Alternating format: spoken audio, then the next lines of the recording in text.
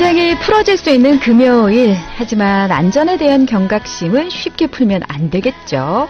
자, 매월 마지막 금요일에 전해드리는 특별한 코너입니다. 119와 함께하는 테마기획, 안전한 도시, 행복한 시민. 대전시 소방본부 119 종합상황실에 이선영 반장 오늘도 자리해 주셨어요. 안녕하세요. 네, 안녕하세요. 소방본부 이선영입니다. 네, 반갑습니다. 저희 담당 PD 말. 굉장히 부드럽고 아이스크림 같은 목소리라고. 우리 아이스크림 그렇습니다. 같이 부드럽게 오늘 코너를 진행해 볼 수 있을 것 같아요. 네. 다음 주면 벌써 3월이에요. 시간이 정말 빠릅니다. 이제 새학기가 시작되고 좀 활동도 많아지는 시기라서 소방대원분들도 좀 많이 바빠질 것 같은데, 일단 이번 달 사고 현황부터 좀 정리해 볼까요? 네. 겨울의 마지막이라 할 수 있는 2월 한 달 동안 119 종합상황실에 접수된 신고 건수는 총 3,361건이었습니다. 네. 네, 그중에 화재 신고가 407건, 구조가 541건, 구급이 4,951건이었고요. 기타 안전 관련 신고가 1,835건이었습니다. 인명 피해로는 사망 1명, 부상 4명이 발생했고요. 재산 피해는 총 2억 8,450여만 원이었습니다. 참 사고가 없다면 얼마나 좋을까라는 생각이 드는데, 네. 일단 그럼 주요 사고 소식도 좀 전해주실까요? 네, 지난 1월 새벽 2시 40분경 서구 월평동의 한 아파트에서 한 명이 사망하고 560여만 원의 재산 피해가 발생한 화재 사고가 있었는데요. 관할 소방서에선 경찰 등 유관기관과 합동조사를 실시했는데 화재의 원인은 아파트 현관 입구 신발장 위에 올려놓은 촛불이 화근으로 된 것으로 확인됐습니다. 네네. 정말 사소한 부주의 하나가 엄청난 재앙을 초래한 사고였습니다. 네. 그리고 또 어떤 게 있었을까요? 네, 또 7일 오전 10시 20분경엔 중구 목동의 한 점포에서 전기적 요인에 의한 화재가 발생해 건물 내 점포 3개와 주택 등이 불에 타 4,500여만 원의 재산 피해를 내기도 했고요. 네. 또 21일 오후 2시 30분경엔 유성구 복명동의 한 건물에서 누군가가 버린 담배꽁초에 의해 화재가 발생해 출동한 소방대원에 의해서 6분여분의 진화가 됐지만 120여만 원의 재산 피해가 발생했습니다. 그랬군요. 참 안타깝습니다. 근데 이렇게 화재 사고가 발생하는 원인을 보면 정말 작은 부주의 때문인 경우가 많잖아요. 네. 방송을 통해서도 또 여러 차례 말씀을 드렸었는데요.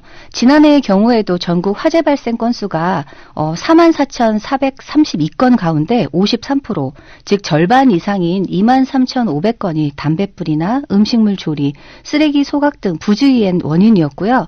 우리 시도 지난해 발생한 1,254건의 화재 가운데 814건이 사소한 부주의 때문에 발생한 것으로 조사됐습니다. 네. 그래서 대전 소방본부에서는 지난해 4월 전국 최초로 매월 19일을 소방안전 실천의 날로 정했고요. 시민 스스로 화재 예방과 안전을 실천할 수 있는 계기를 마련하고자 많은 노력을 기울여 왔습니다. 정말 사소한 부주의 때문에 이렇게 큰 사고가 난다는 거는 우리가 다시 한번 생각하고 좀 주의를 기울일 필요가 분명히 있는 것 같습니다.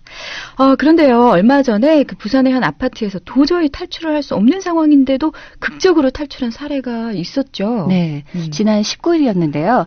부산 해운대구의 한 아파트에서 발생한 화재 사고 시 일가족 3명이 정말 극적으로 탈출한 소식이었습니다. 네, 이미 접하신 분들도 계시겠습니다만 어떻게 된 건지 자세하게 좀 소개 좀 부탁드릴게요. 네, 화재는 새벽 5시 20분경에 주방에서 시작되었는데요. 네. 새벽 시간이었기 때문에 거주자가 발견했을 때에는 아파트 내부와 현관으로 불길이 번져서 탈출할 수 없는 상황이었습니다. 네네. 거주자 이 씨는 아내와 3살 난 딸을 데리고 일단 발코니로 피했지만 7층 높이라 뛰어내릴 수도 없었고요. 또 그 사이 유독가스가 점점 번지고 있었습니다. 아이고, 네. 하지만 이 씨는 그 상황에서 발코니 벽을 부수면 이웃집으로 피신할 수 있다는 사실을 떠올렸고 또 석고보드로 만든 경량 칸막이 벽을 뚫고 옆집으로 들어가서 자신과 가족의 목숨을 구했습니다.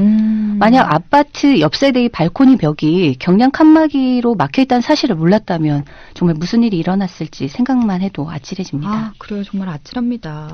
근데 이 아파트 발코니 벽이 경량 칸막이로 돼 있다 이런 건 이제 많이 보도가 돼서 알고들 있었는데 근데 또 모든 아파트가 그런 건 아니죠? 그렇죠.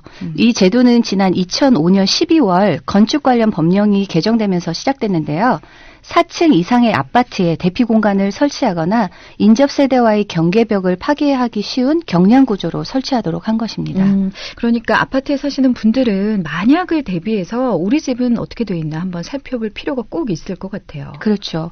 그래서 대전 소방본부와 각 소방서에서는 2014년 1월부터 대피 공간이나 경량 칸막이가 설치된 아파트 19만여 세대를 파악해서 비상시 탈출 안내와 물건 적치를 금지하는 홍보용 스티커를 이미 부착한 상태입니다. 네. 또 아파트에 따라서는 경량 칸막이 대신에 별도의 대피 공간이나 하향식 피난구가 설치된 곳이 있으니 이 방송을 들으시는 분들은 화재가 났을 때를 대비해서 나와 내 가족이 탈출할 수 있는 곳이 어디인지 꼭 한번 확인해 보셨으면 좋겠습니다. 꼭 한번 필요한 작업일 것 같아요.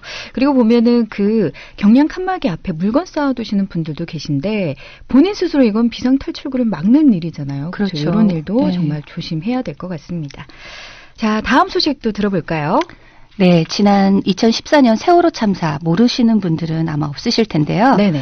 수학여행 중에 발생할 수 있는 사고에 대비하기 위해서 올해부터 대전시 소방본부와 교육청이 대전 지역 초중 고등학교 수학여행에 소방 인력을 안전요원으로 동행시키는 사업을 추진하기 위해서 협의 중에 있습니다. 그렇군요. 정말 그래요. 내 아이만 수학여행을 안 보낼 수는 없고 또 보내자니 불안하기도 하고. 근데 소방대원과 함께라고 하면 왠지 좀 든든한 마음이 듭니다. 근데 또 한 가지 걱정이 되는 게 그렇잖아도 여기저기 사건 사고가 많아서 인력이 굉장히 부족하다고 알고 있는데 그만큼 이 소방 인력이 뒷받침이 되나요? 일단 10개 학교를 대상으로 해서 시범 운영할 예정인데요. 네. 최근에 퇴직한 소방 공무원을 활용하는 방안도 지금 검토 중에 있고요. 네. 또 우리 시 안전을 지키는데 누수가 생기지 않는 범위에서 가장 효과적인 방법으로 수학여행 학생의 안전을 지킬 수 있도록 현재 소방본부와 교육청이 머리를 맞대고 있으니까 큰 걱정은 안 하셔도 될 것 같습니다. 좀 안심이 되네요. 효과적인 방법 기대해 보겠습니다. 자, 이번 소식은 소방 공무원 시험에 변화가 생겼다는 내용이네요. 네. 소방 공무원을 선발하기 위해서는 필기 시험을 포함해서 여러 단계의 시험을 거쳐야 하는데요. 얼마 전 신체검사 항목 가운데 가슴둘레 관련 규정이 완화됐습니다. 국민안전처에서는 소방공무원 임용령 시행 규칙을 개정하면서 그동안 가슴둘레의 키의 2분의 1 이상이어야 된다라는 규정을 폐지했습니다. 가슴둘레가 키의 2분의 1 이상이어야 한다라는 규정이 폐지가 됐다는 얘기인데, 네네. 아니 그러면 그동안은 왜 이 가슴둘레가 키의 2분의 1 이상이어야 된 거고 이게 또 왜 폐지가 된 거예요? 그러니까 가슴둘레가 두꺼워야지 심폐지구력이 뛰어나다라고 판단해서 정말요? 네, 이 같은 규정을 뒀었는데요. 네. 최근 의학계 등에서 가슴둘레와 체력 간에는 상관관계가 없다라는 결론도 있었고 네. 또 체력 검사 항목 가운데 저희가 20m 왕복 달리기 종목이 있거든요. 네네. 심폐지구력을 측정할 수 있는 이 항목이 있기 때문에 가슴둘레 규정을 폐지한 것입니다. 또 이외에도 응급구조사 1급과 간호사 자격증 소지자가 가점 비율이 0.1R에서 0.3R로 상향되는 등 올해 임용시험 응시생부터 달라진 규정이 적용돼 더 많은 우수 인재가 소방공무원 시험에 지원할 것으로 보입니다. 그렇군요. 심폐지구력이 역시 중요하군요. 그리고 혹시라도 소방공무원 시험에 지금 응시를 하려고 준비하시는 분들은 이런 달라진 내용들을 좀 잘 확인해 볼 필요가 분명히 있을 것 같습니다. 자, 마지막으로 다음 달에 중점적으로 추진되는 안전대책, 요거 간단히 좀 소개해 주실까요? 네, 3월부터는 봄철 화재 예방 대책이 추진됩니다. 신학기를 맞아 학원과 도서관 등 청소년 이용시설에 대한 특별 소방조사가 실시되고 또 건조기, 산림 인접 지역 사찰과 목조 문화재 화재 예방을 위한 감시체제를 마련할 것입니다. 또 모든 중학교에서 자유학기제가 전면 시행됨에 따라서 진로 탐색과 체험 프로그램 등을 본격적으로 운영할 계획입니다. 네, 잘 알겠습니다. 늘 우리의 안전 그리고 사고를 이렇게 미연에 예방하고 또 지켜주시는 분이기 때문에 건강 더 조심하게 잘 챙기셔야 되겠다는 생각이 들거든요.